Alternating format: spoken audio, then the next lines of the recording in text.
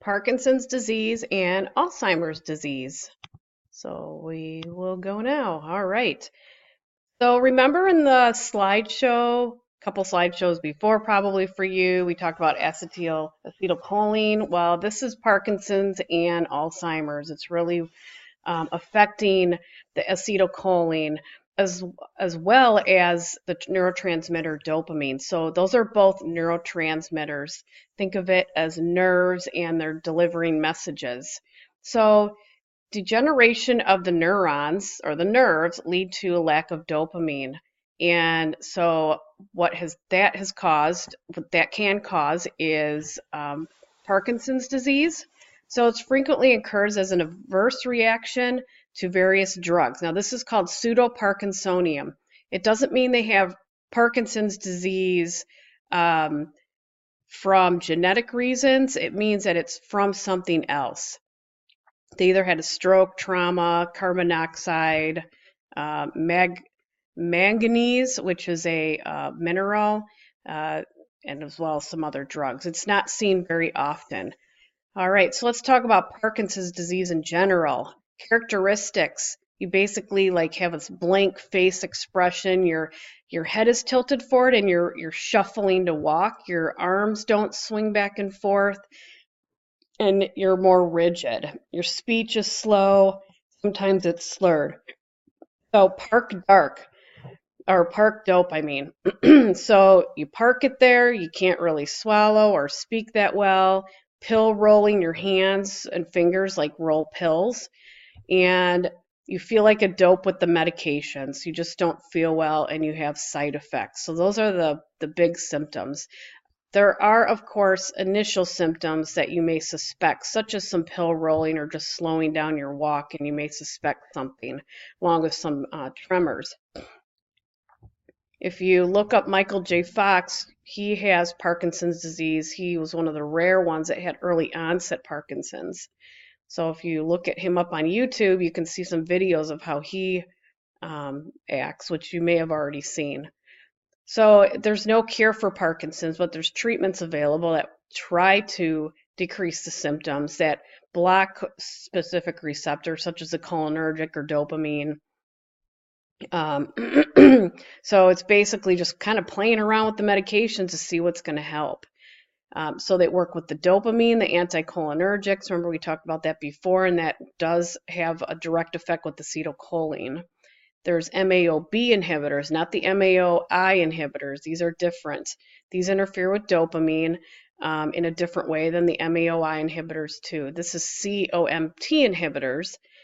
There's a specific enzyme that inactivates dopamine, that inhibits. So we have an enzyme in our body that inactivates dopamine, and this inhibits that from happening. We're trying to get the dopamine increased in your body. So the anticholinergics, which we had touched on in the last one for bladder issues, is also used for Parkinson's, although they're different drugs because they deal with different areas of your body. So it can reduce the rigidity of some of the tremors and inhibits the release of acetylcholine. So you're going to get a really good assessment history. Glaucoma, because some of these are contraindicated with the glaucoma, GI dysfunction, urinary retention, angina or myasthenia gravis. So remember on the last one, we talked about these anticholinergic agents. So think about what the side effects are of these in general and think about the adverse reactions. So that's going to be part of your assessment to make sure they don't have any of these.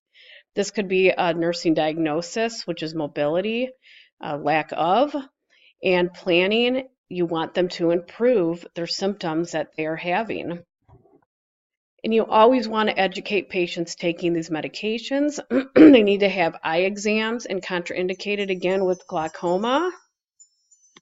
So you want to counsel patients, you want to encourage them to have things that can help with their dry mouth, monitor urinary output, and make sure that they have fiber.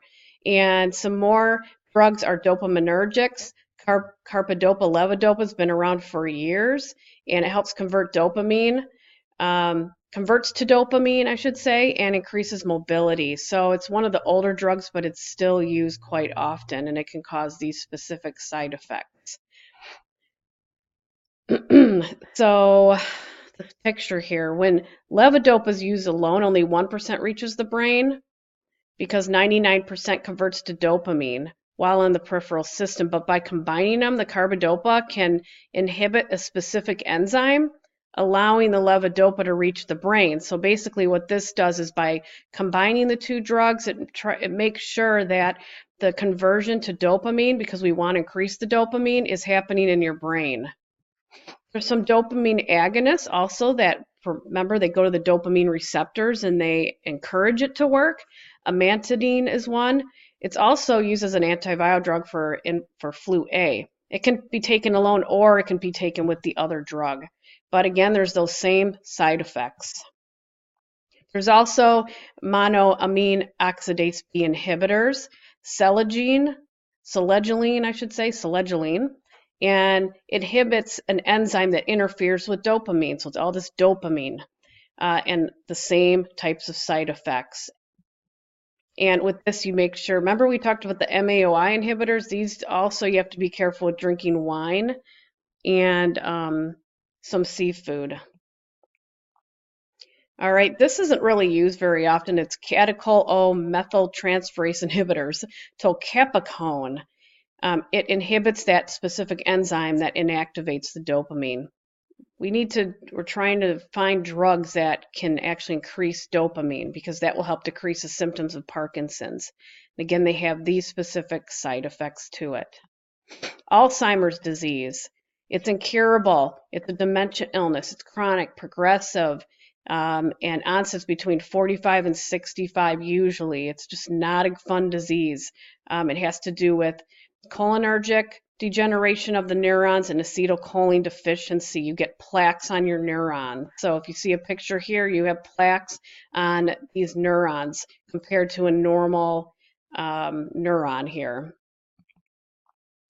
Symptoms, memory loss, you get confused as things progress. First, they get forgetfulness. It can be really scary, but then as it progresses, they really don't know who people are, and they can get aggressive. They're not the same person as they used to be.